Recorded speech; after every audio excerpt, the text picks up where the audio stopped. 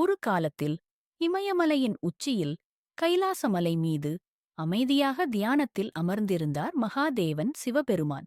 அவரருகே அன்பும் கருணையும் உருவானவள் அன்னை பார்வதி தேவி. ஒரு நாள் தனக்காக ஒரு காவலன் வேண்டும் என நினைத்தாள் பார்வதி. தன் புனிதமான மஞ்சள் கலவையால் ஒரு அழகான சிறுவனை உருவாக்கினாள்.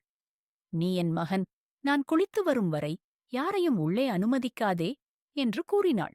அந்த சிறுவன் அன்னையின் ஆணையை உயிரைப் போல காத்தான். அப்போது கைலாசத்திற்குள் நுழைய வந்தார் சிவபெருமான். ஆனால் அந்த சிறுவன் அனுமதி இல்லை என்று தடுத்தான்.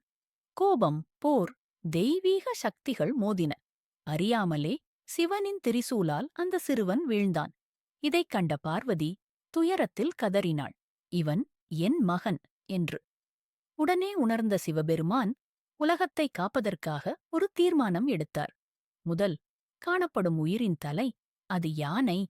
அந்த யானையின் தலையை வைத்து சிறுவனுக்கு உயிரளித்தார். அந்தக் கணம் பிறந்தார் விநாயகர், யானை முகத்தோடு, ஞான